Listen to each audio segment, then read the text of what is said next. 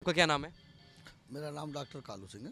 कालू जी, मुझे आप एक बात बताइए, ये तो कह रहे हैं कि उस फैसले के पुरजोर विरोध करते हैं। आपने पूरा फैसला सुना होगा, लोगों से बातचीत हो रही है, पूरे समाज में रोष है इस फैसले को लेकर। बिल्कुल रोष है। ये जो फैसला है ये मनुस्मृति का फैसला है। आप ये देखिए कि ये बार बार क्रीम लॉयर की बात करते हैं। अब जो आदमी पहले कभी इनके बराबर नहीं चलते थे, जिन लोगों को ये अपने साथ चलने नहीं देते थे, यहाँ तक कि उन लोगों को ये इन्होंने कभी पढ़ने तक नहीं दे दिया, उनको कभी रास्ते पर चलने नहीं दिया गया, आज वो लोग इनके बराबर में खड़े होकर बात करते हैं।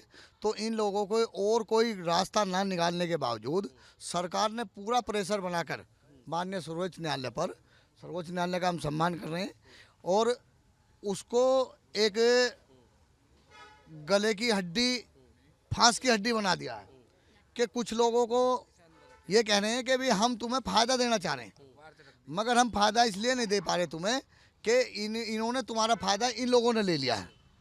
क्योंकि हम एक सामाजिक संगठन चलाता हूं मैं, और मैं उसका प्रदेश अध्यक्ष हूं, युवा शक्ति दल का। राष्ट्रीय अध्यक्ष हमारे एडवोकेट रवि कुमार गौतम जी। तो हम बहुत जगह जाते हैं, तो जो बात आज सुप्रीम कोर्ट कर रहा, वो बात हमसे बहुत लोगों ने सवाल किए, जिसको हम ये कह सकते हैं कि कच्छा नीति। वो लोग हमसे ये कहते थे कि भाई साहब आपके बच्चे तो नौकरी लग रहे हैं, हमारे बच्चे तो नौकरी नहीं लगे, और आपको तो आरक्षण मिला, हमें नहीं मिला। मगर हम उनसे ये कहते हैं उन भाइयों से, वो भी हमारे भाई हैं, हम भी चाहते हैं उनका उत्थान हो और उनका सर्वांगीण विकास भी हो। मगर आप पत्रकार हैं, आपने पढ़ाई की है, आप इंटरव्यू ले रहे हैं, आप लोगों से बात कर रहे हैं, मगर अगर कोई एक अनपढ़ आदमी आ जाए और वो कहने लगे कि भाई ये तो आरक्षण के थ्रू कर रहे हैं, मुझे दिया जाए ये काम। जब आप पढ़े लिखे नहीं हो, आपको किसी चीज़ की नॉलेज नहीं है, भाई आप 10वीं पास भी नहीं हो, तो आपको चपरासी की नौकरी कहाँ से मिले? भाई मेरा बच्चा अगर 12वीं है तो उसको योग्यता तो है। आपके पास जब योग्यता नहीं है, पढ़े लिखे नहीं है, और सरकार बार बार कह रही है कि इसका निर्णय राज्य सरकार करेगी। अब एक बात है, तो 77 साल से आप क्या कर रहे थे? देश आज़ाद हुए 77 साल हो गए, आप लोग क्या कर रहे थे? आपने कितनी कल्याणकारी योजनाएं बनाई, आपने कितने स्कूल खोले, आप पे एक EWS का जो कोटा होता वो तो आपसे पूरा नहीं होता। और आरक्षण की बात कर रहे हैं आप लोग, जहां आपको बच्चों की पढ़ाई की बात कर रहे हैं। जिन SC ST के बच्चों का स्कूल में एडमिशन होता था, एक स्कॉलरशिप है, वो स्कॉलरशिप आपने बंद कर दी। वजीफा जिसे कहा करते हैं, जिसे वजीफा कहा करते थे। अब सरकार की बढ़िया नीति देखिए, आपका बच्चा ITI कर रहा तो आपको छूट मिल जाएगी, क्योंकि पता है कि 10वीं पास बच्चा ITI कर रहा, ये करेगा क्या? नौकरी भी कहाँ मिलेगी ITI करके? ITI करके नौकरी कहाँ मिलेगी? अगर आपका बच्चा IIT कर रहा तो आपको आरक्षण का लाभ ना मिल जाए, कल को आपका बच्चा इंजीनियर ना बन जाए, कल को आपका बच्चा सॉफ्टवेयर इंजीनियर ना बन जाए, कल आपको बच्चा ऐसा MBBS ना बन जाए, कोई ऐसा बड़ा नेता ना बन जाए, कोई ऐसा बड़ा इंजीनियर ना बन जाए कि जो एक स्वर्ण जाति के समाज के आदमी के सामने जाके खड़ा हो जाए। तो मुझे जितना अभी तक समझ में आया, जैसे मैं आपसे बातचीत करूँ, सरकार क्या कर पूरी गवर्नमेंट की बात करता हूँ आपको, पहले धर्म में लड़वाया, फिर जातियों में लड़वाया, अब जातियों में से जातियों को निकाल लड़वाने का काम कर रही है। देखिए, सरकार ले लीजिए, आप पहले लोग ले लीजिए, 5000 साल का पहले का इतिहास उठा के देख लीजिए आप, हमेशा यही होता है और ये हो रहा।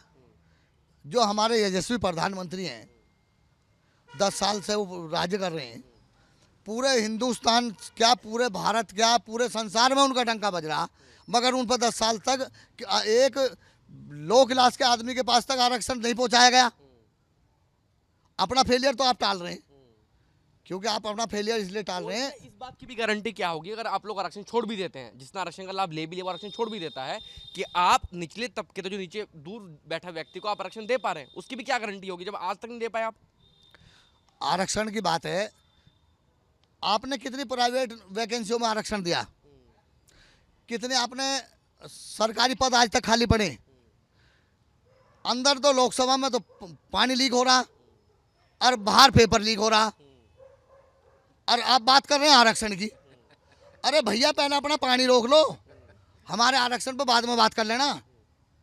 जिस पे आपने पूरे हिंदुस्तान का एक केंद्रित बिंदु रखा, वहाँ आपकी मरम्मत के बाद, उसको बनने के बाद में वहाँ पानी टूटा आपका, आप कर क्या रहे हैं? आप अपना फेलियर बताइए स्पष्ट। बात करते हैं समाज को आगे बढ़ाएंगे ये लोग। समाज को आगे बढ़ा तो नहीं, भाई को भाई से लड़वा रहे, भाई भाई से लड़ेगा। और रही आरक्षण की बात, आरक्षण करें, सामाजिक भी आरक्षण दीजिए ना आप।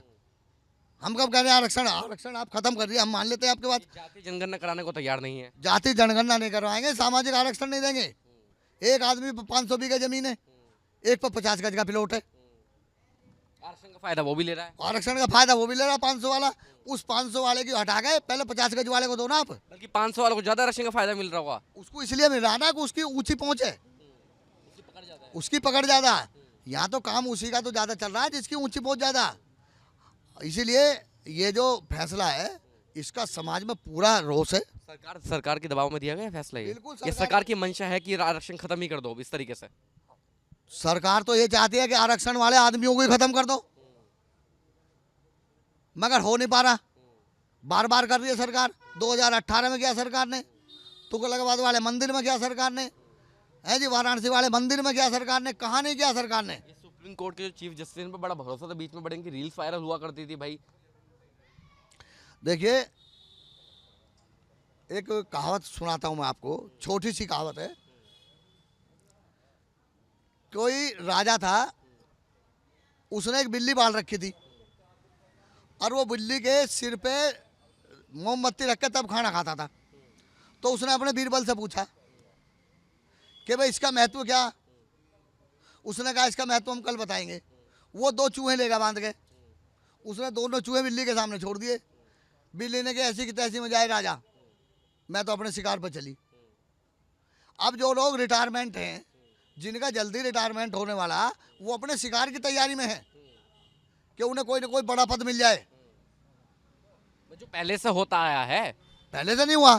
पहले जो सुप्रीम कोर्ट के चीफ जस्टिस है, जो पूरे भारत में जिनका डंका बजता था, उन्हें एक समेट दिया, इन्होंने डब्बे के डब्बे में बंद कर दिया। टोटली बात यह है कि किसी का रिटायरमेंट होने वाला है, उसे कोई बड़ा पद चाहिए, बस डील हो गई है। डील हो गई है और समाज की हत्या की जा रही है। तो अब समाज जाएगा कहाँ, किस पे भरोसा करे फिर।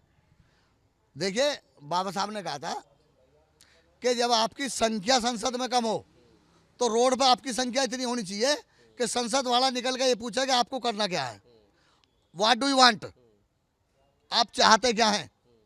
ये समय आ रहा है, तो आंदोलन करना पड़ेगा फिर। बिल्कुल करना पड़ेगा। अगर आंदोलन की जरूरत होगी तो आंदोलन करना पड़ेगा।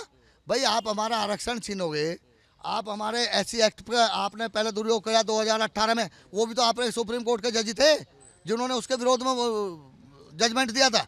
तब भी आरक्षण हुआ के पक्ष में आंदोलन हुआ और हमारे बच्चे भी शहीद हुए। तो ये दोबारा होगा तो दोबारा करना पड़ेगा। क्या चेतावनी देना चाहेंगे आप।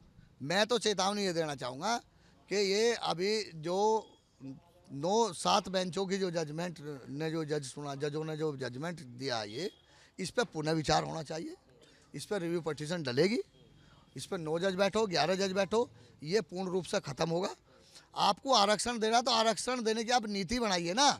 आप स्कूल खोलिए, बच्चों को पढ़ाइए। सरकारी स्कूल आपके बंद पड़े, बच्चे नहीं पढ़ पा रहे। स्कूल में EWS का कोटा आपसे पूरा नहीं हो पा रहा, स्कूलों में आप कुछ कर नहीं पा रहे, बच्चों के आरक्षण को आप ख़त्म कर रहे हैं जी।